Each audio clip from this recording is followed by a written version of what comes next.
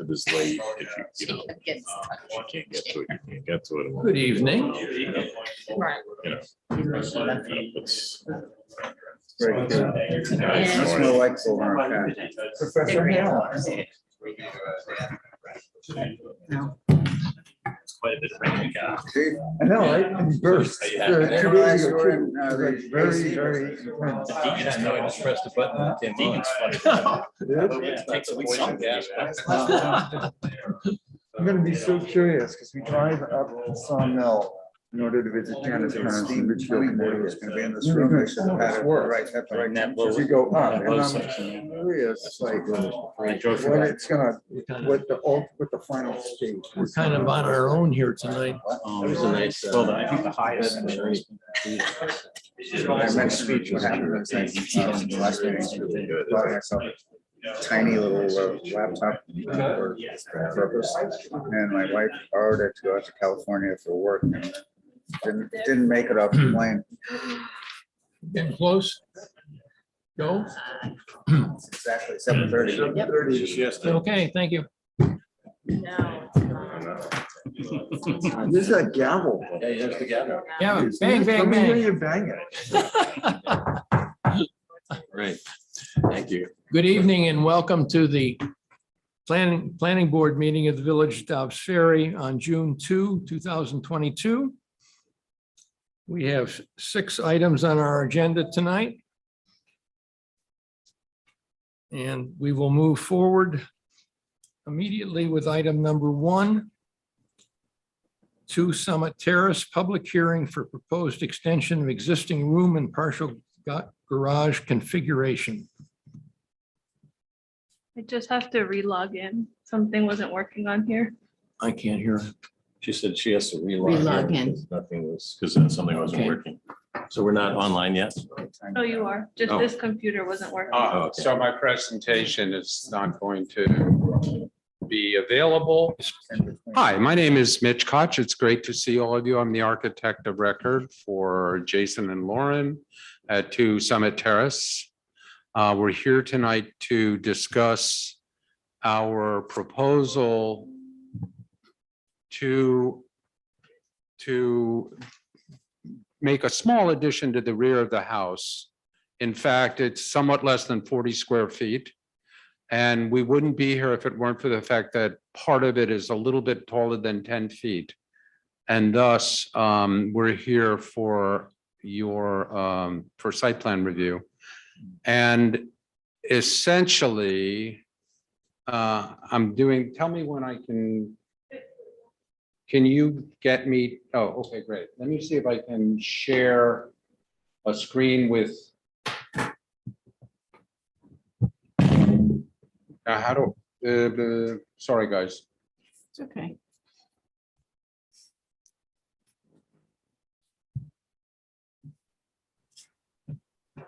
I've lost Zoom. Oh, here it is. So where's the share? There it is, share. We're getting there. Application. All right. Perfect. Thank you for your patience. You can see this little site plan here, I hope. And I'm going to put my cursor on the addition, which is this little portion back here.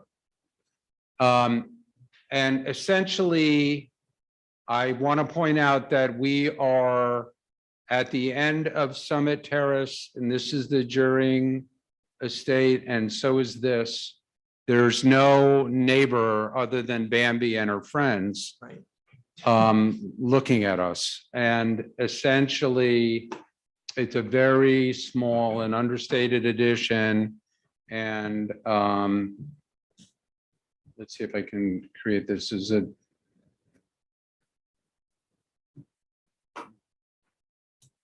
I'm sorry. This is somewhat new technology to me. The addition looks like this from the rear and from the side. It's a small dining room. Right. There will be some other work at the rear of the house, but we've already won the approval from the Architectural and Historical Review Board. So maybe we could just go to questions if there are any. I think I've been up to see it a couple times and I understand what's happening and it seems very appropriate for the area in the house. Open up the public hearing. There's a resolution. Yes, we will. Oh, okay. Are we, This is a continuation of a public hearing. I move that we open the public hearing. Aye. All in favor? Aye. Thank you. Thunderous response. Thunderous response. Is there anyone here or online that wishes to speak to this application? Any board questions?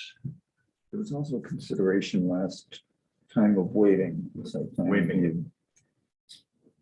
Waiving. No, I think we've already called for a public hearing on So you it. gotta So do at it? this point, you have a resolution. Okay, Yeah, we can't wait, but we do have a resolution. okay. Well, if there's no demand from the public and there's no more comments from the board, I would move that we close the public hearing. Is there a second? Second. All in favor? Aye. Thank you. I do have a resolution here. Village of Dobbs Ferry Planning Board Resolution granting site plan approval of property of 2 Summit Terrace. And I'm not going to read all of this. But basically it says, whereas the owners are seeking site plan approval for renovation in addition to 1 family, gives the location, talks about it, gives lots of information.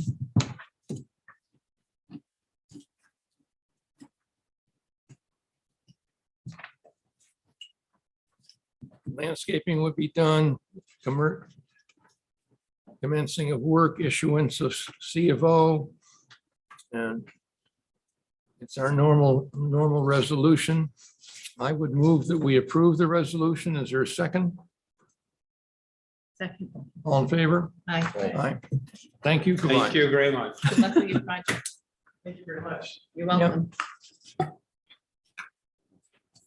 Next item on our agenda is 45 Northfield Avenue. Pre-submission conference for proposed construction of new rear terrace. Anybody online? Anyone here or online to speak to this application? 45 Northfield Avenue. Steinschneider. Gotham.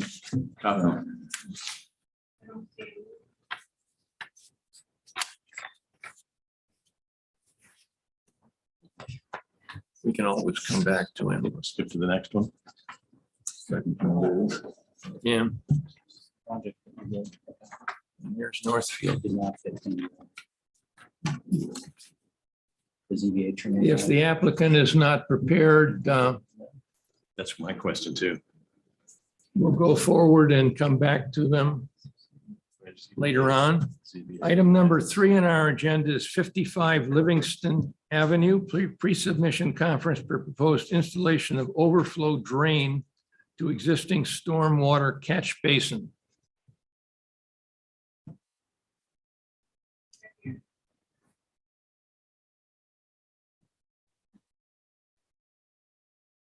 I'm curious, what is it that triggered site plan review in this case? Yes, hello, good evening. I think I'm on. Am I on? You're on, you're on. Yeah, it's Niall Kane. I'm just representing Ron, the DeRussos, Ron and Lori. You recall, a number of years ago, we did a big renovation to their house at 55 Livingston, and we put in a big stormwater infiltration system.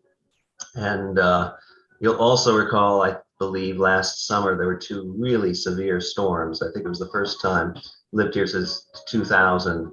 First time our basement was flooded, and I think it was right around that time that Ron called me and told me that the infiltration system was overflowing. And so we went down and looked at it and realized that there is a storm sewer catch basin on the adjacent property.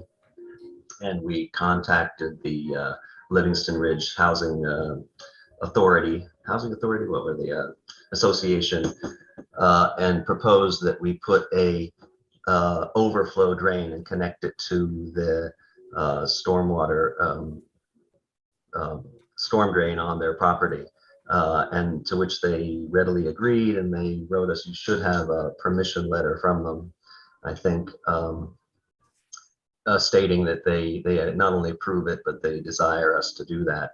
And let me see here if I can start my little, am I sharing my screen? Can you see? Not yet. Not yet? This always happens. Why isn't it sharing? Oh, wait a minute, because I didn't hit share screen. Hold on. I just clicked on There it. So you go. I'll try not to curse. Usually I end up cursing and then try to do these things, and that's not good. Okay, now, can you see it? Yes. Yeah. Hey, So 55 Livingston Avenue is right here. The Livingston Ridge development is here, directly in front of Ron and Lori, and to the side. And it's right here that they have a catch basin. The infiltration system is here. It's quite large. And the storm filter, which is like a big catch basin, is right about here. And that's where the overflow seems to occur on really extreme storms. And interestingly enough, before Ron and Lori bought the property, there was an asphalt gutter that was built, and I suspect it was built by Ginsburg when they did this, because I know they made some improvements to the house just aesthetically as part of their project. And water came down the driveway and went in the gutter directly to this storm drain that we're proposing to connect to now. This is what's going on here.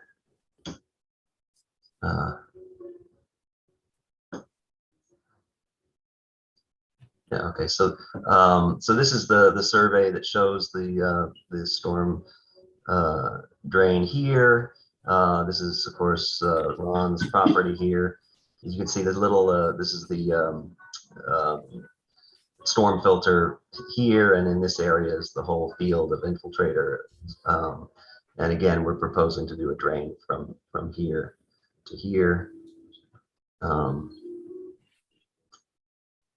This is the old survey that shows this gutter that led a significant amount of water to that very same drain. Storm filter, which is essentially a big clean out catch basin. And this is what happened after that big storm. It started to create a little sinkhole here. And of course, you know, the Livingston Ridge is right there. So they concerned about that as well. This is the area in question, and what we've shown on the drawings is that we want to just hand dig a small trench and put the perforated pipe in, leading to that drain. And this is from the drain. You can see the drain right there, back towards Ron's property. And again, it'd be hand dug for obvious reasons. You can't fit any equipment back there. This is the I had in here. Lost over something. It was just the page with the that you have in front of you of the actual. There it is. Whoops. There we go. Okay, so this is the drawing that you should have in front of you, and I just highlighted the drain, the PVC pipe that we're planning that we'd like to put in to connect to the storm sewer. And this is Water goes down. sorry. Well, Steve was just saying, proving that water is going down here. Where does the storm drain? Just goes directly into the Hudson? Well, it just goes where all the storm. I don't really know what Ginsburg, what this entire layout is in terms of exactly where the storm sewer goes, but it goes where all storm sewers go, wherever that is.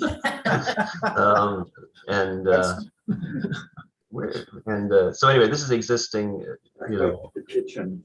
infiltration system. This is the little clean out storm filter, existing proposed pipe here. It's as simple as that. Okay. And of course, as you probably know from other applications, it is best practice to put a overflow to an existing storm drain catch basin when possible. This frankly just did not occur to us at the time. That, to put it on the adjacent property is a little unusual, but again, we do have permission, and in fact, they desire us to do just that. So we're asking for your permission to do it. You have their permission already. So- Yeah, there's gonna be a letter that was submitted. It's right here from Barbara Ginsburg. Okay. Yeah, right here. No. So I guess a question I have is the existing area where you're draining into, is that something that never has overflowed or builds up with water already from heavy storms?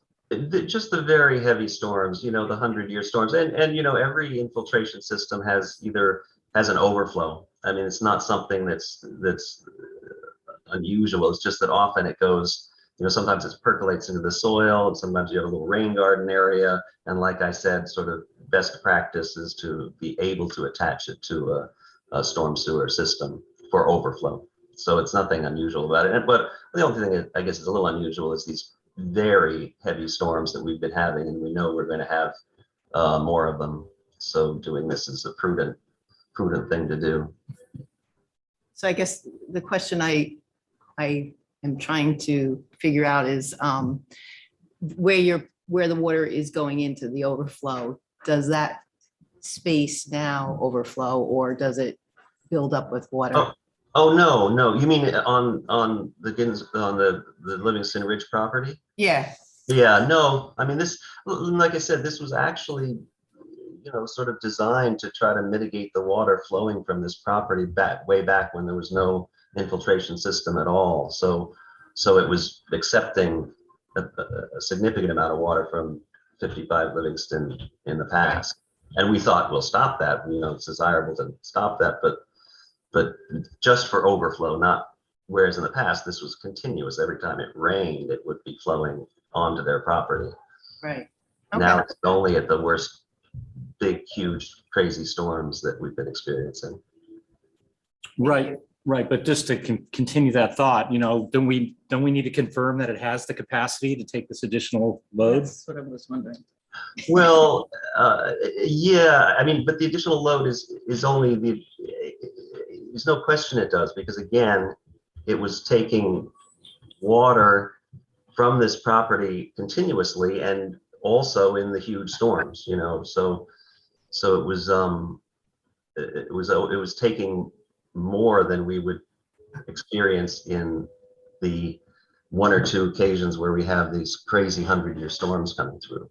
If I may comment, we don't really have an issue with the idea, the concept of the overflow, provided that it's over and above what the infiltration system is supposed to hold.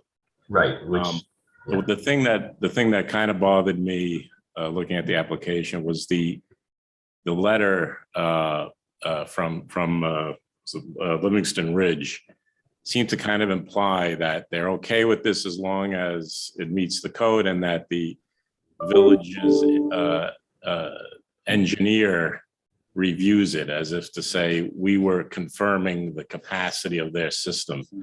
There are no stormwater calculations in the submission. So, I mean, it's really between the two property owners, I think, but I don't want it to be thought that we're doing like an independent analysis of this runoff and the capacity of the Livingston Ridge system. right. So I recommended in my memo that if they are questioning that, they should retain their own engineer to look at it. Right. And the designer of the system should provide some kind of look at the capacity, but I wouldn't necessarily require it. Yeah. They have an agreement between the two property owners and they both feel it's going to work, but that's the only thing that really kind of raised an eyebrow. Yeah, no, good point. Yeah. Thank you. I mean, the only thing I'd say to that is this is routine, like I said, to put an overflow into a stormwater system. And I've never heard of calculating the amount in excess of the 100-year storm for which the infiltration system is calculated. Well, it's not a matter of calculating that. You would look at the system and see at what, rainfall event it would overflow. Well, It obviously does. And then Yeah. you have an 8-inch pipe. I mean, how is that sized?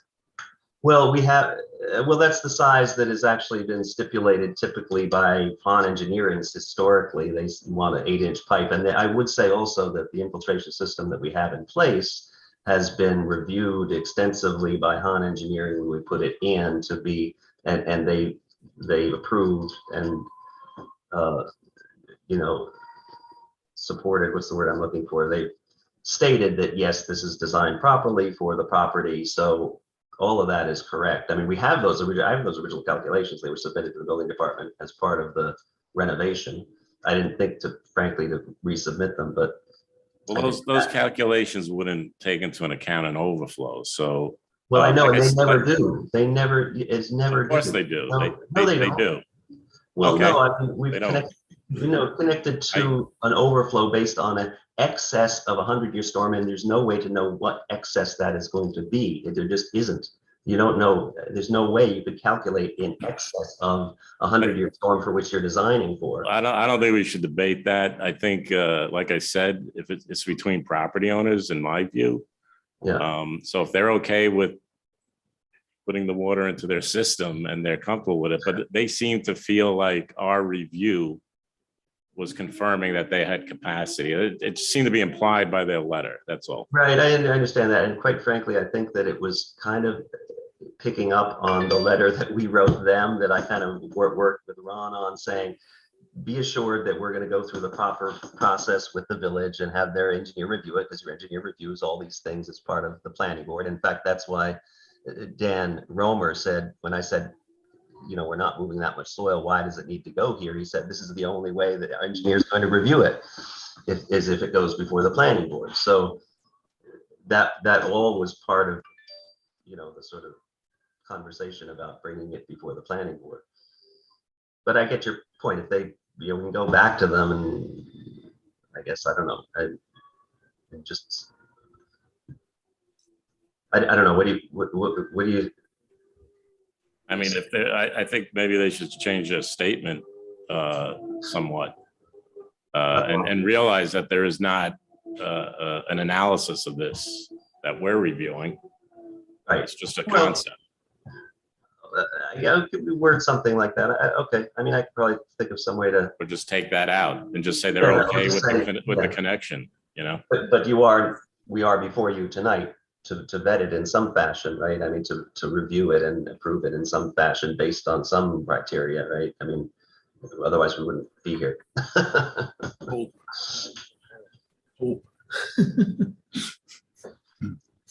Well, it certainly seems to me that it's a better solution than overflowing and damaging the bank by the fence, which is going to, collapse down into their property, right? Right. So, Sure, so this seems sure. like a reasonable plan A, but what happens if it causes a problem? It's, there's always that bigger storm and is the 8-inch pipe going to handle what they Well, want it to handle? It's Yeah. so I again, I can't review something that isn't provided. There's no Well, analysis of it provided. all the pipes leading to it, there's no pipe that is ever in excess of 8 inches in this whole system. So there's no way that 8-inch would not be adequate. It's just, that's, yeah. I mean, this is a residential project. This is some huge infrastructure project with giant pipes. But yeah, Again, I'm not necessarily requiring this. Yeah. I'm just making a statement and putting it on the table that we don't have an analysis to review. So I'm hoping Livingston Ridge isn't relying on the engineering review to confirm their system capacity.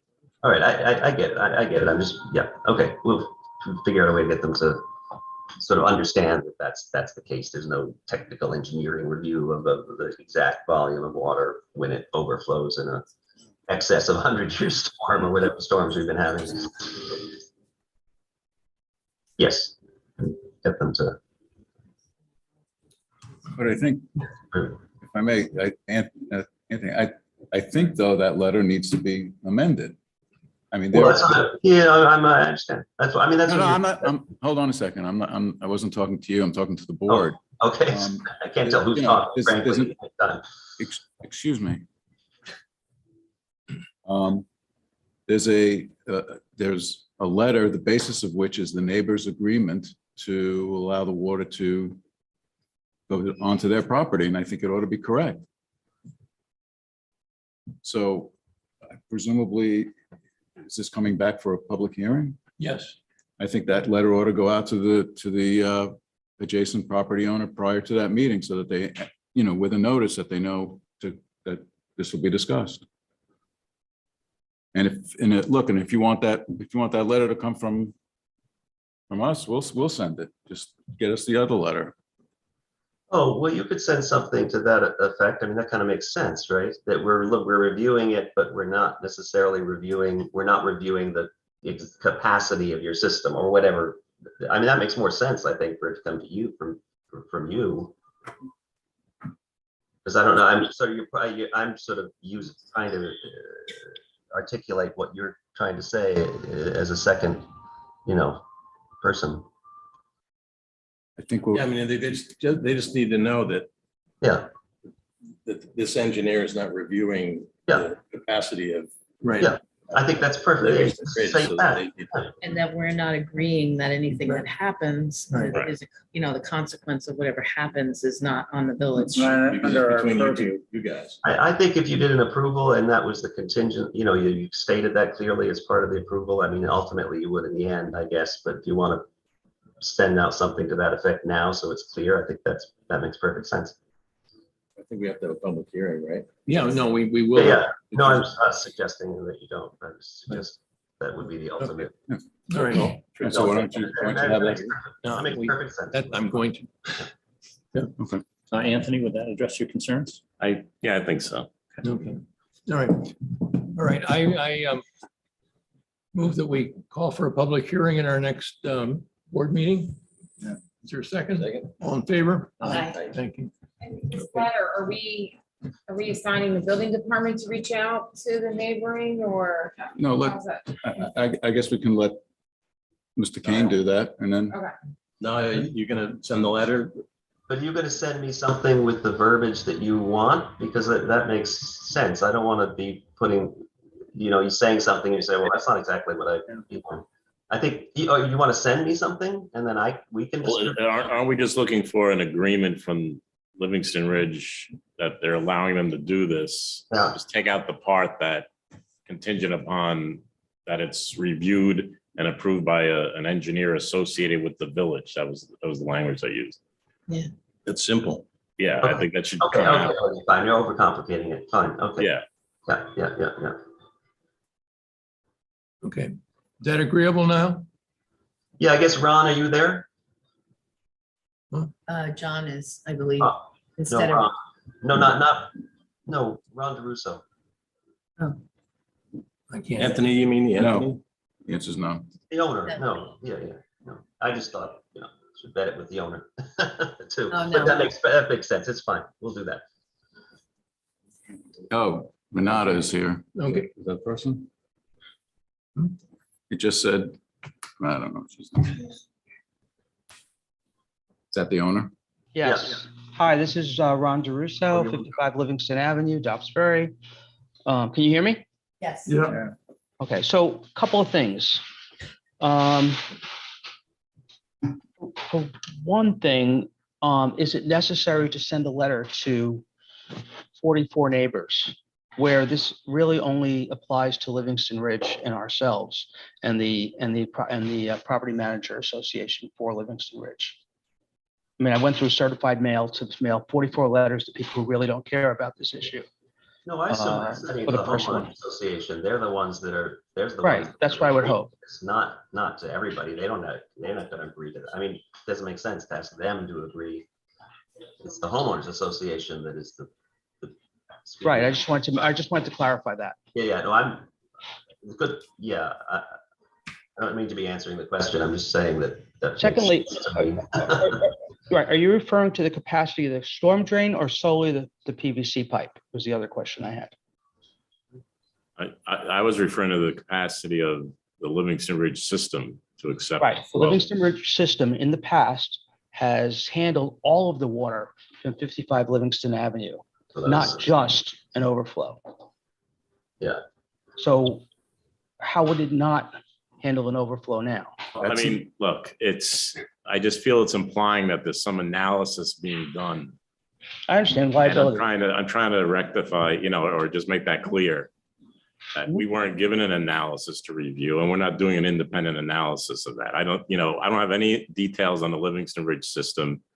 And I don't know, it seems like they're gaining some comfort in knowing that the village engineer is looking at this, but we don't have information to review. So I think it should be done either independently between you and the Livingston Ridge board, and an agreement, just, at your own, you can connect it and decide at your own risk that if it's going to work, it's going to work. Or do an engineering analysis of it. Okay, and obviously the alternative is the retaining wall that's between my house and Livingston Ridge collapses. So how could this not be a good thing? Well, that's not the only alternative. You could put in a bigger system that drains into the village storm system. Yeah. Well, that's what That I'm is the saying. village It's not a storm storm system. That is the storm system. That is the village storm system. I think you're missing the point. I don't think the point is the actual functioning of it, but rather that Livingston Ridge seems to be implying that the village is going to do an analysis when we're not going to. That's all. Their letter needs to be corrected. That's all it is. Yeah, that makes sense. You don't want to, I get it. But just to be clear, we're not sending out any letter to 40 neighbors. We're just getting the homeowners association to modify their letter. By law, right? If it's a public hearing, it's Well, you have, Oh, no, we notified everybody about this hearing. I'm not talking about that. It's just No, some whoever- supplemental. whoever you got the letter from would think you told amend the me. letter. It's just the correct it. homeowners association, which is, I don't know, Yeah. 5, 6 That's people, all. whatever it is. Yeah, Okay, All right. all right, so can we get some, are we gonna get some verbiage, just to clarify? Are we getting verbiage from the village or are we gonna write a letter? Just to understand, because I'm still confused on this. If I understand, I mean, I'm just going to throw myself in here. If you talk to the people at Livingston Ridge and ask them to take out that reference to the village and send another copy of the letter, then you're done. Okay, got it. Understood. Yeah, this is Donna Cassell, if I might interject. I believe what I'm hearing is that this is essentially liability for the village, so we want to do away with that. It's indemnifying the village for taking responsibility for any of the engineering. Am I correct? Correct. Understood. That's what this is about, right? Yep. Yes. Yeah, good. thank you, Donna. Okay. Okay, we will get that letter. Thank you. Okay, and we'll see you next month. Okay. Thank you. Thanks. Thank you. Right. I wasn't happy with it. Okay. Next item on our agenda, item number 4. Mr. Steinschneider's here. Oh, Mr. Steinsteiner is here. You, We'll number we'll go 2. back to item number 2. What's that? Even better. 45 Northfield, is that what you're doing? 45 Northfield? Yeah. Okay, Northfield Avenue, pre-submission conference for proposed construction of new rear terrace. One of the smaller projects. You, This is the only thing that would be of any interest, the material spec thing. This is a paper. So this project. oh, are you trying to bribe Oh, us? thank you. What's in there? I don't think so.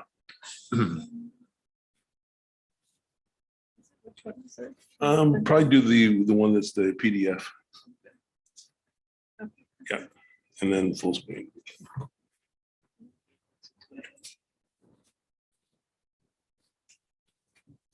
I think you're something that way. Okay. So Pat Steinschneider from Gotham Design and Community Development. Client, Ron Julka is here. He's been trying to do something for a while, which I think is very reasonable, but we live in interesting times where there's a lot of complexity to stuff. This is the house that's right on the corner. What we're proposing to do is to have a, let's see if I can get this to move. You know which one moves it? Yeah, that's what I was trying.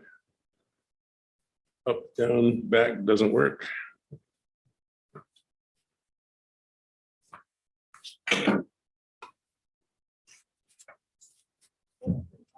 This thing, okay.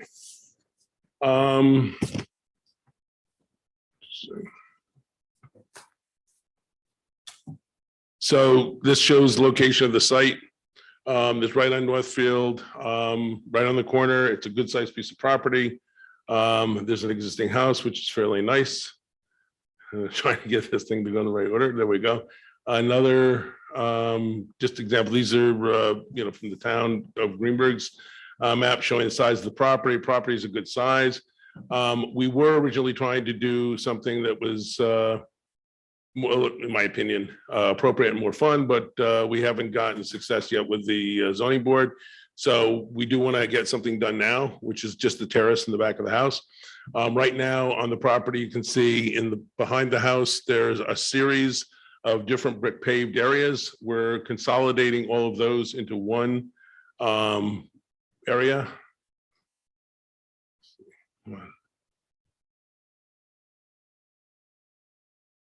This is really not a friendly mechanism. I'll just go through these really quick and get to the drawings. These are just photographs of the house. This is the backyard where we're talking about building the terrace. The terrace, by the time we're done taking away existing paving and adding the new paving, we are increasing the coverage by 60 square feet. I don't think that's much of a big deal in this, but it is still a process. So let's see if I can get to the site plan. Okay, here.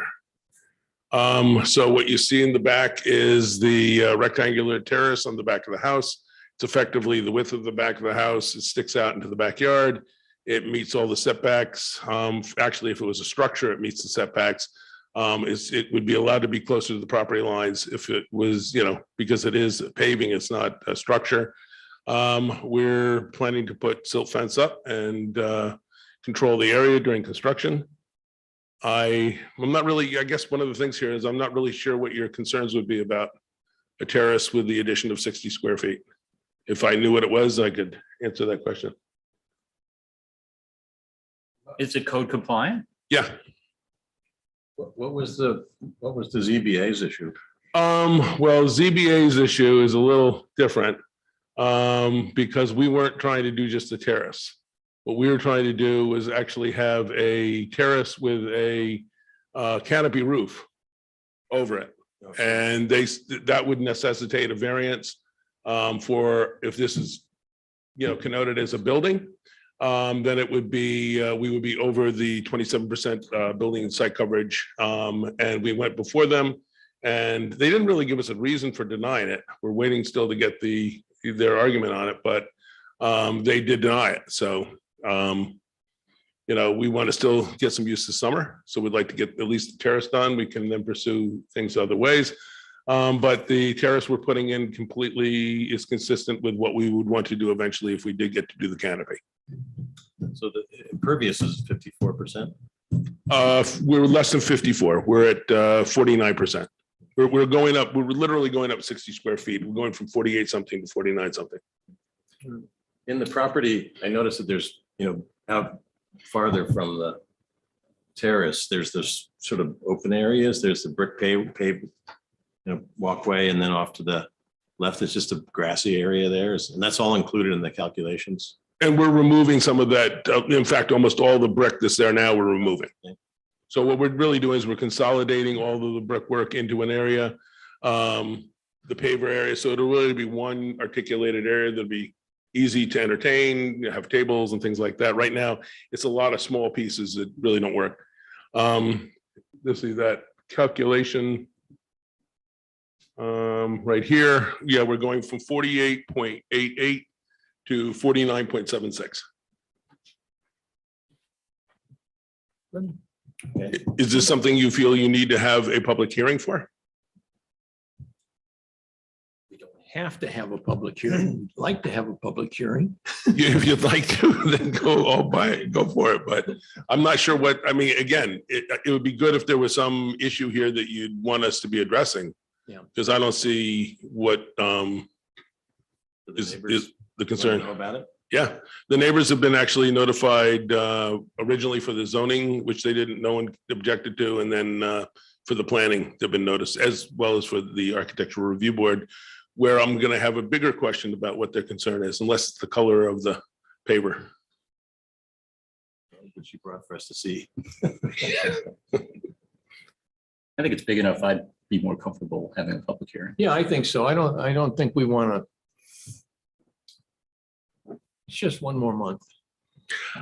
Just one more month and just a lot, I mean, you guys have busy lives. I hate wasting all your time on it, but if it's what makes you happy, then that's my goal. We love public hearings. I don't know what to say. Yeah, I mean, actually, Steve, what happened with the original intent on that? We had a whole thing, we were adding a bunch of stuff so that if it was an issue, the board could call for a public hearing, but the idea was they were going to waive a lot of the smaller projects. We don't seem to be really doing that anymore. I don't know. Which Stevie? Rob, you might remember that too.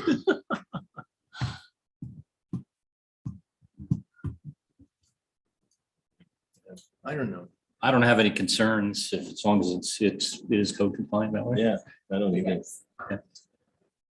And, let's call for a public hearing. Yeah. Yeah. So calling for a public hearing, so I'll get to see you in the month of July. And you don't have any questions or anything you'd like us to address? I did, I had a memo. I don't know if you had that. No, I haven't seen it yet. It's on, I believe it's on the website, but really the only concern or issue, not really an issue, but it mentioned putting in a infiltration system, but there were no details or. Right, Michael Stein has been out to the site. He did a perk test and all of that. I mean, one of his questions too is, when we were doing a roof, it seemed like we were going to change the dynamics of it. Now we just have rain that's going on existing pavers and we're going the same place with 60 additional square feet. So we can take a look at that, but I'm not really sure what the need for storm drainage on site would be.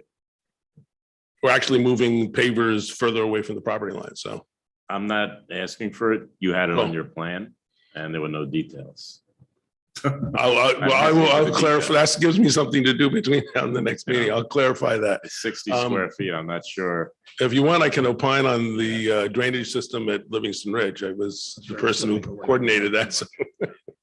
Another question, the piers that you have with the footings, is that for a potential for later? Of course. To put a canopy? Yeah, I mean, for now, it kind of gives a nice articulation, so you notice the terrace is there. And if we were successful at some future date, we wouldn't have to be digging up stuff and redoing it. We'd be able to work directly from what we've got. Sure. Trying to be practical. Right. All right, your agreement, we call for a public hearing at the next meeting? Yes. All in favor? Aye. Okay, good. Thank you much. Thank you for not making me wait till the very end. Oh, you're very welcome. Steve, do you want to keep this? No, that's quite okay. You need Special it. sample. You put down the whole terrace, you'd be missing one. And just for the record, Mr. Chairman, the next meeting is the 7th, So, July 7th. it's a Thursday. So that gives us an extra. No. No, it's just. It's just the first Thursday. Useful to have that extra time. Okay. Item 449 Cricket Lane, pre-submission conference for proposed additions and interior and exterior renovations to existing home. The camera has to see him. What's the best place for the camera?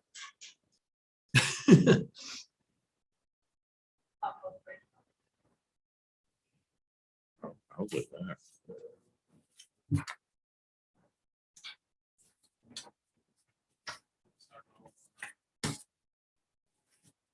Thank you for the simpler technology.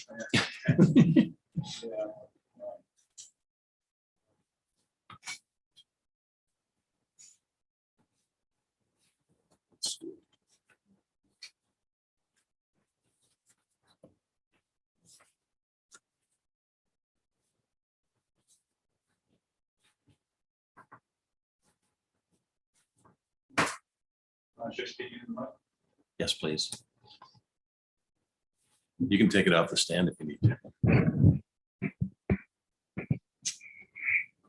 My name is Alan Ross. I'm the architect representing the owners of the property, Nick and Kristen Willoughby. Nick is here tonight. And there's an existing house, which was built in about 1970 on a relatively large piece of property. As you can see here. Here's the house. The property extends over and includes most of a pond. There's no immediate neighbors except for across the road here up on a hill. There's a larger house. It's at the end of a road that leads to the preserve. The house is we're basically just doing exterior improvements, mostly skin, siding, roofing, trim, and then we're doing approximately 160 square foot addition in the rear corner. And this is really the back of the house here, facing the golf course. And there's currently a deck there. So the deck is considered pervious, and there is an impervious, we're replacing it with an impervious addition. And we have a Hudson Engineering, Mike Stein has designed the stormwater management for that. I can walk you through the plans, but let's see here. This is the existing condition site plan. The addition is approximately 15 feet above the grade plane, and the roof of the addition. And I actually have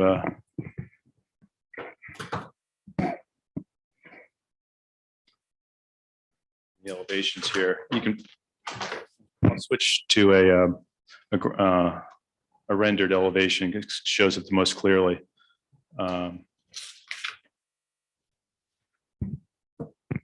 So you can see the addition in the back here. It's underneath the slope of the roof, so it sort of nestles in that corner, and its footprint is about the same as the deck was. This is the existing side elevation, the garage, and this is the proposed side elevation there. This is a 3/4 view. I could get into the aesthetics or the particulars of the materials. Is there any? That's the architectural review board. Right, yeah, that's right. So are there any quite siding? We're planning to do a remote meter, electric meter. So that'll be closer to the road by the telephone poles. You know, there's a lot I could get into and discuss, but you don't want to take up too much of your time unnecessarily. Any engineering issues? The only thing was, you mentioned Hudson Engineering. I don't think that plan was submitted yet. Yeah, we just got it yesterday. We gave it to the building department. Unfortunately, it was way later than could have been issued for your review. So we could review it for the next. Oh, that'd be great. For the next meeting. That'd be great. Yeah. Looks like an amazing project. Thank you very much. Yeah, we put a lot of work into it, and Well, a great client. So, the idea is, yes, maybe it's an AHRB, thing really, but we're really trying to take what was kind of a mediocre spec building to some extent and really turn it into what will appear to be a sort of a relaxed colonial revival, but not over the top, but kind of mellow. I know the changes look amazing. Right. And there's tons of space around it, so there's, I don't know. nobody can see it, so there's. Yeah. Right. No, there's not much of a That's problem for with sure. that. Right. Well, we'll move it forward. We'll call for a public hearing in our next meeting, and I think that would. Great. Well, thank you very much. Second. All in favor? Aye. Yeah, Much appreciated. and that'll move it forward for you. That's great. Yeah. Yeah.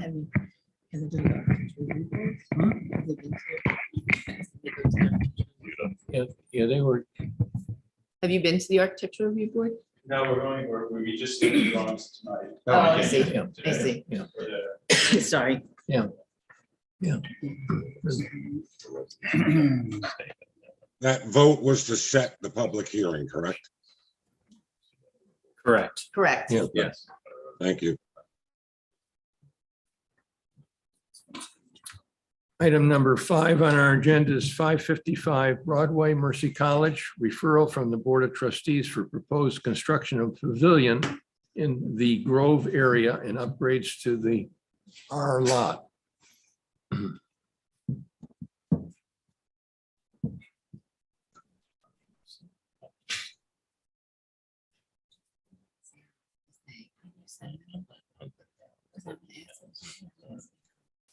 Anybody online for this? Yes. Okay. Good evening. Seth Mandelbaum of McCullough Goldberger and Stout on behalf of Mercy College. Hope everyone is doing well. Nice to see you all again virtually and hopefully in person next month. Just waiting for Tom Simmons from Mercy to come in. There's Tom, or a nice facsimile thereof. Okay, so we have our team this evening. Tom Simmons, that I mentioned, who you all know well, the Vice President of Operations and Facilities at Mercy College. We also have Chris Tramatola, who's a landscape architect on the project, and Deanne Perikak, who is a civil engineer on the project. Chair, if it's okay with you, we'd like to just do a brief PowerPoint presentation, which Deputy Mayor Cassell has already seen. So I apologize to her, but it will take us about 5 minutes to go through, just giving you an overview of the project that was referred to you by the Board of Trustees as the approval authority on the site plan. And then we'd ask you to consider setting a public hearing for your next meeting, which the Board of Trustees indicated they would like to try to do as a joint public hearing between the Planning Board and the Board of Trustees.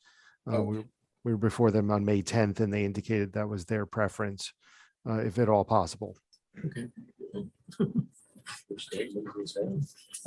Just really to be efficient, if possible. So What was the date again? at your July 7th meeting. Oh, okay. What's that again? July 17th. Your July 7th meeting. And Okay. Dan Pose and I've been talking to Lori Lee about trying to Yep. coordinate that as well. Right. So is it okay if we just go through a couple of slides here just to give you an overview? Sure. Okay, thank you. Tom Simmons, I don't know if you can share your screen. Sure. There we go. Okay, so I'm going to hand it over to Tom to take you through the slides.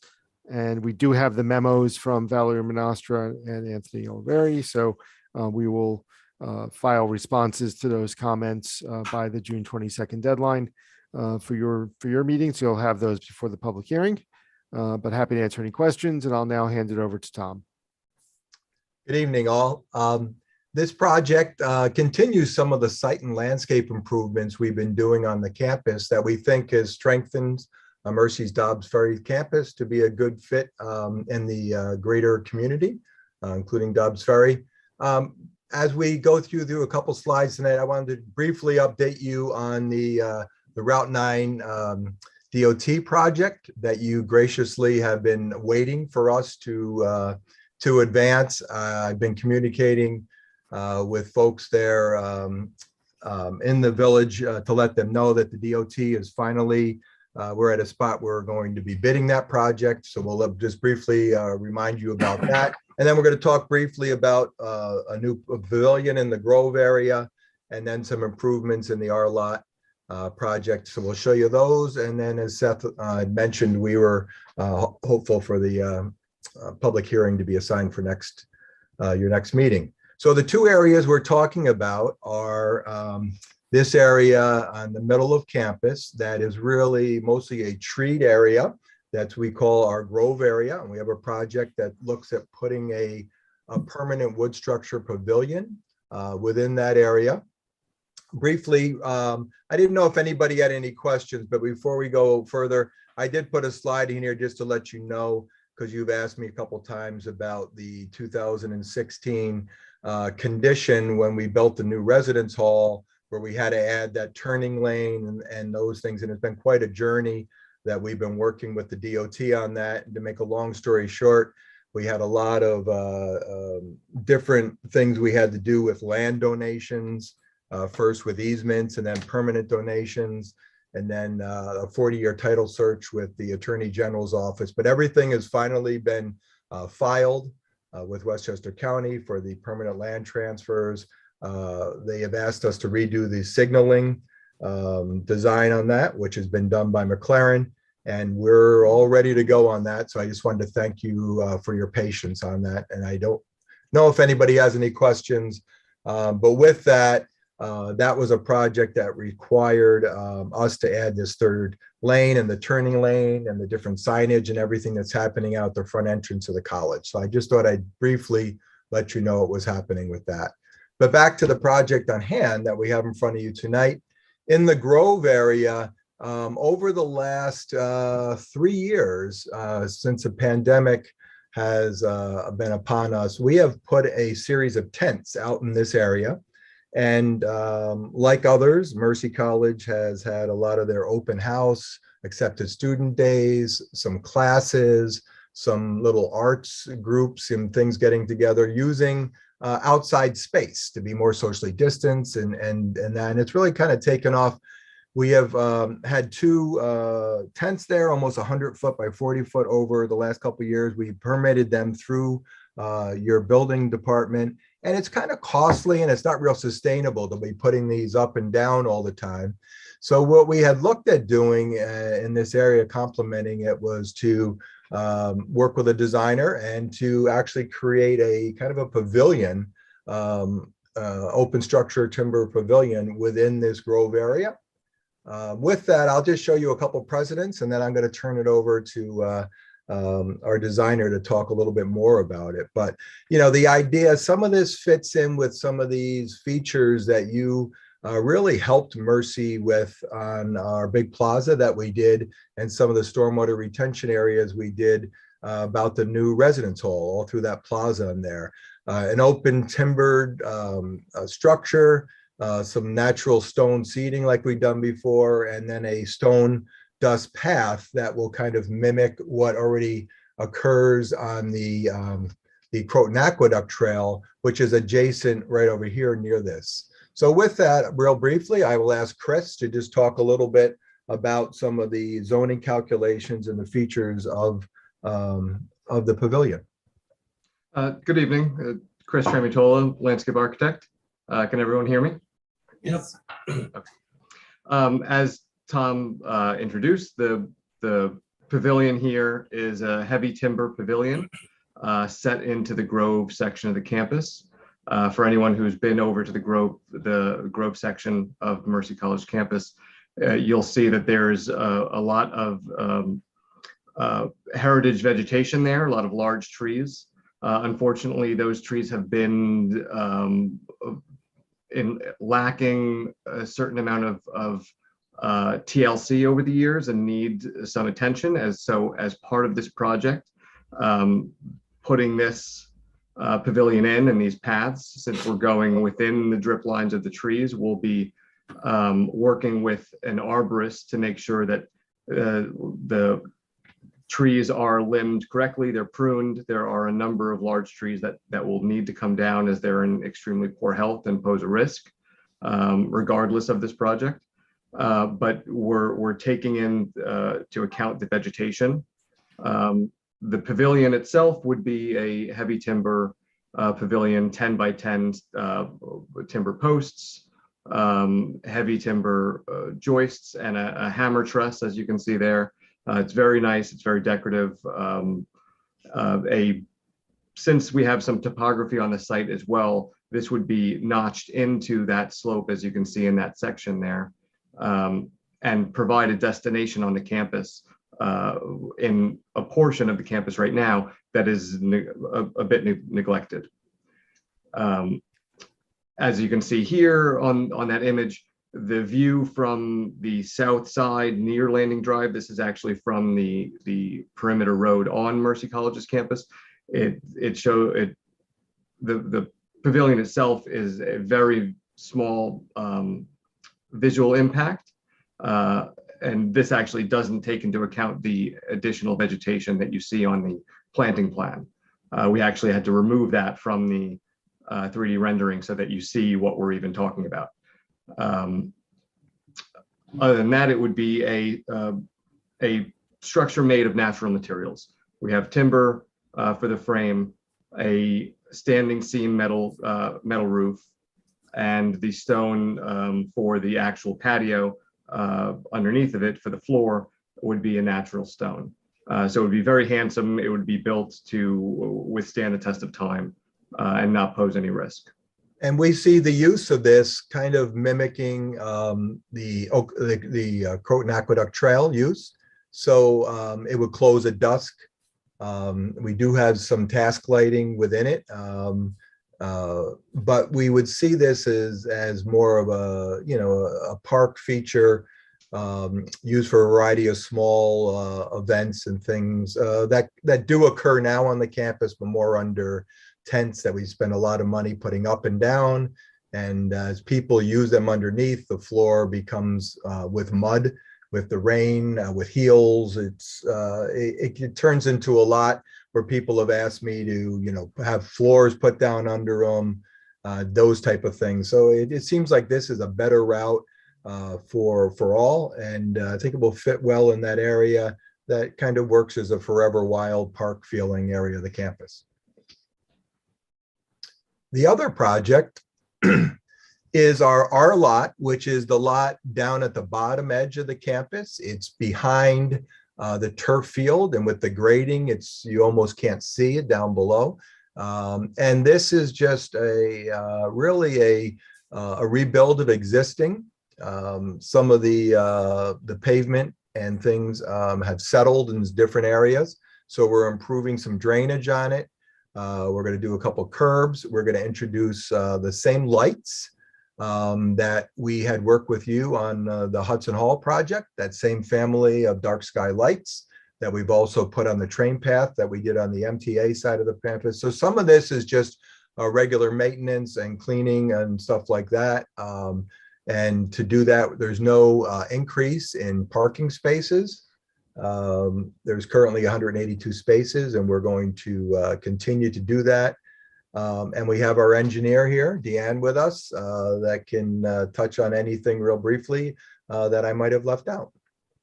Yeah, no, I think you covered a lot of it, Tom. I mean, it's not a lot of change from what's there. It's basically repairs and upgrades.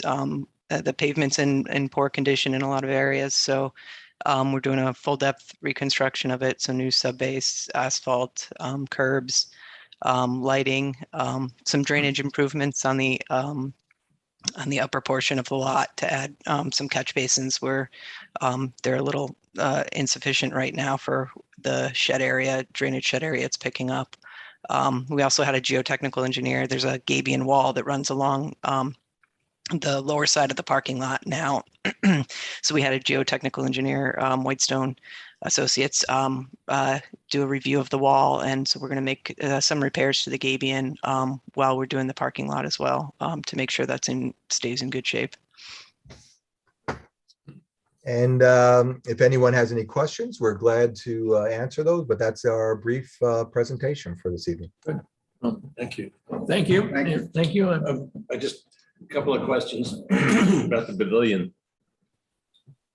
Is there any kind of eye level views from the old Croton Aqueduct of the look of the site with the proposed building? Go ahead, Tom. Go ahead, Chris. The Croton Aqueduct is actually at a higher elevation. The Grove is about 15 feet lower than that. So the vegetation blocks it considerably. You can see it. Yep, here. A little too far. Yeah. Yeah.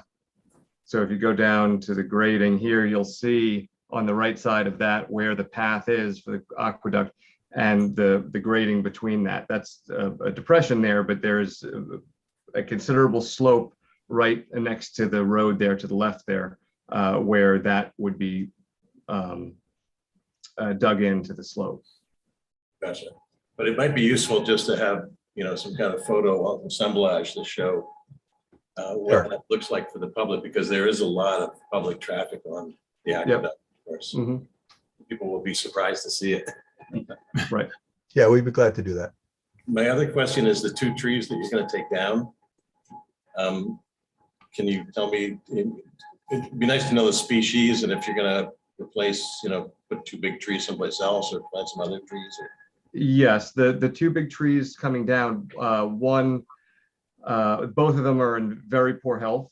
There's a third tree that is a small linden, small compared to the other trees on the lot. It's about a 20-inch caliper, so it's not fully mature, but it's not a small tree either. And that is unfortunately located right where the ideal location of the pavilion is.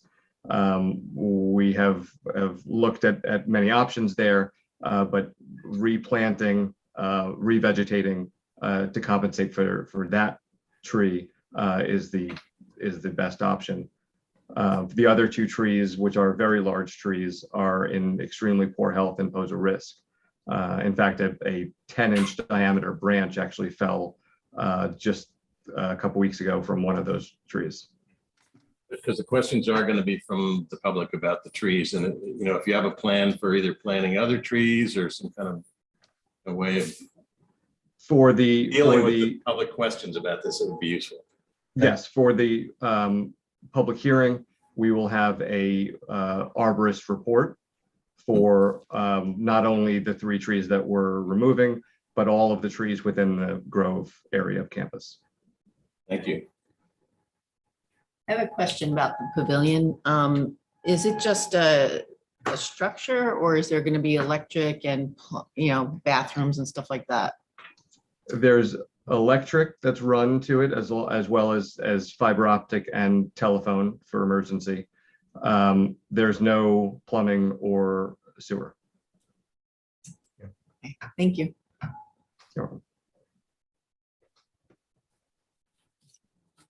No, any questions? Do we need to call for a public hearing here, or are we just doing a recommendation to the board? Because it's going to be a joint hearing, I would make it a public hearing. Okay. Right, because both boards are going to be here. Okay. All right. I move we call for a public hearing. Second. All in favor? Aye. Yeah, thank you. Waste.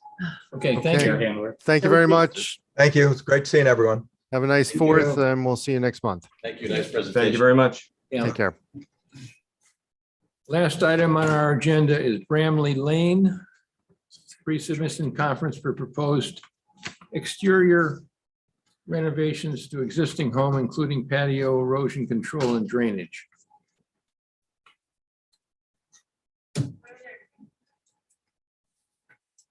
James, who's on the drawing?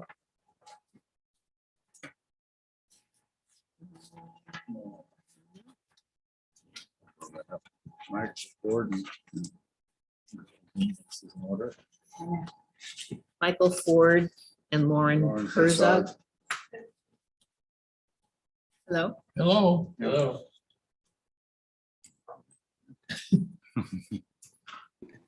Okay, and okay. How about that? Okay. Hello, everybody. You say, okay, babe. You have to go there. Hello? You are coming. Mhm. We're having some trouble with our video. Yeah, can you guys hear us? Yes, we can. Okay, hello. Could you, Just could trying to set you the video allow here. me to share the screen as well? Yeah, that would be great. Okay, here we go. Share. I'm Okay. just gonna watch this, okay? They don't need to see us. How do you stop it? We need to watch this. We want to see you. You can see. Hi. Hi. It's fine. How do we Is get this started? We're trying to get. Louisa started. Oh, I'm sorry. Louisa doesn't Introduce yourselves. Ooh. Did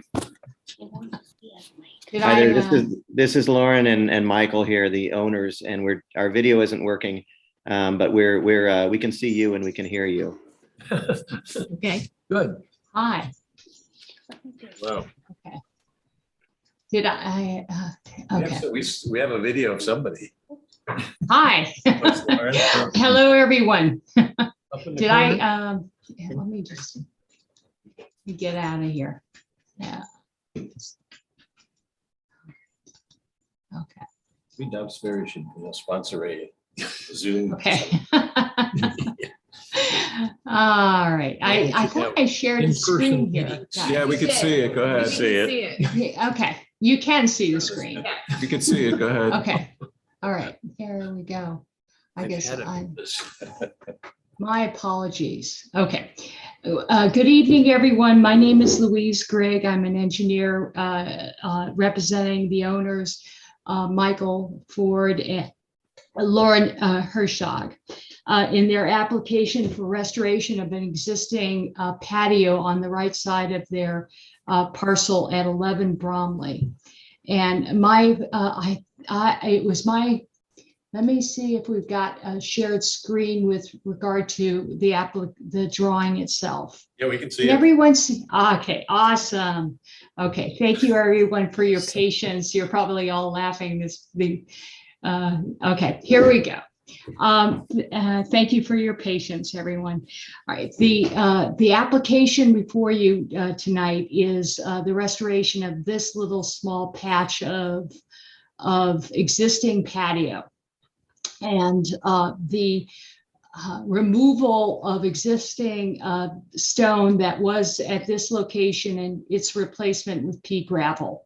And the reason for both of those are that since the homeowners' purchase of this property in 2016, they have sought to just maintain the property, and the flagstones that were both at this location, which is where my cursor is, and this back little curved area were dilapidated. And when they had brought the proposal to restore the site about a year ago in front of Ed Manley at the time, he had advised them that they need to put together a stormwater plan, at which point they retained us. I think it was probably back in February or so. So that's where we are. We put a drawing together, and Ed retired, and the current building department has referred the application before the planning board to get their approval for this minor work that's going to be conducted there. So what's being proposed here is to remove the existing slate that is here and install a curtain drain to soak up whatever runoff occurs here and channel that back into a dry well. And per the zoning compliance table that we provided in this bottom left corner, you can see what aspects of this lot are compliant and non-compliant. As it relates to the patio and lot and all lot coverage, by removing this little part of the equation from being in pervious area, we brought the lot coverage, the impervious lot coverage in compliance. What's allowed by code for this parcel is 40% impervious. Tallying up all the other areas of impervious, including this restored location, we're at 38% coverage.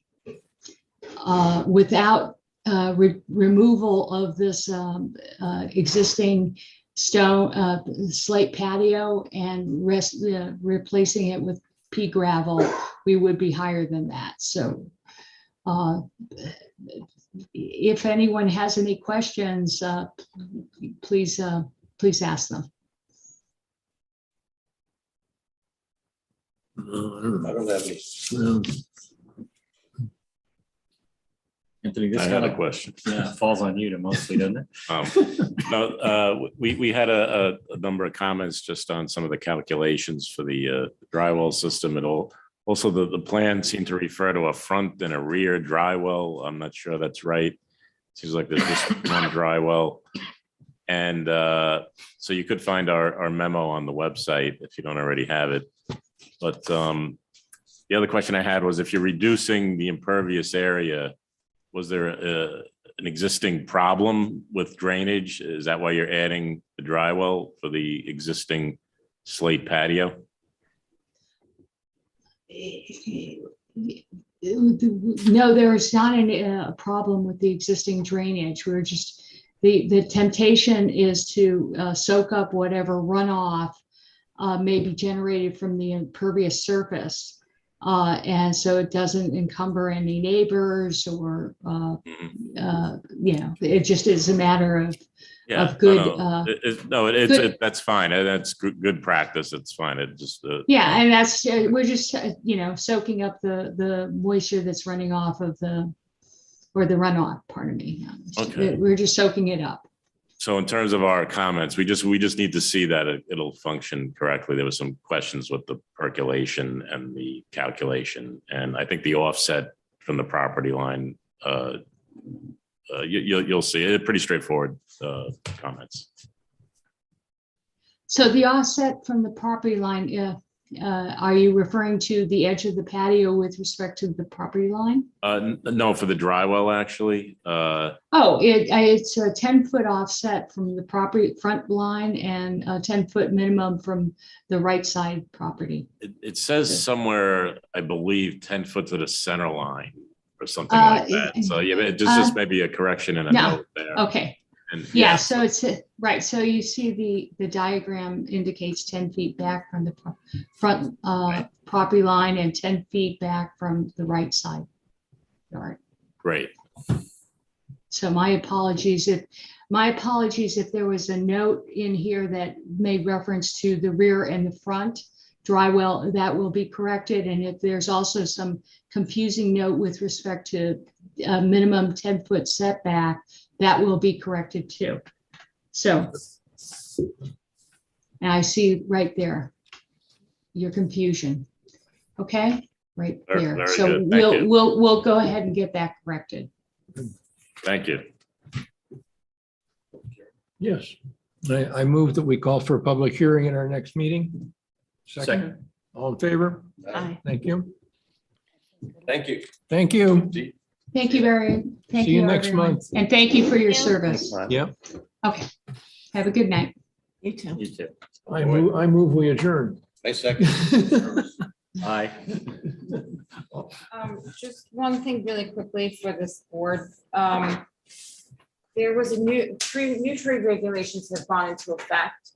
And it does require now that as part of site plan application, if for an applicant to identify what trees are coming down, but then also to do a tree replacement, 50% of the total aggregate diameter of the trees that are proposed to be removed. So Mercy College will fall under the new tree regulations. They're aware of that, but I just wanted you to be aware that site plan also plans now applicants are supposed to identify the trees and are supposed to provide 50% replacement. If they cannot, then there's always the fee in lieu of that they could also contribute. So that will be a recurring question moving forward on site plan. Good. That's nice. So that would be a pilot, right? Payment in lieu of tree. Yeah, I guess that kind of hearing.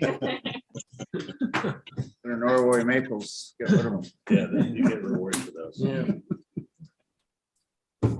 I think we Thank moved- you, yeah. I think we adjourned. Good night, all. Good night. Thank you. Thank you, Donna. Thank you.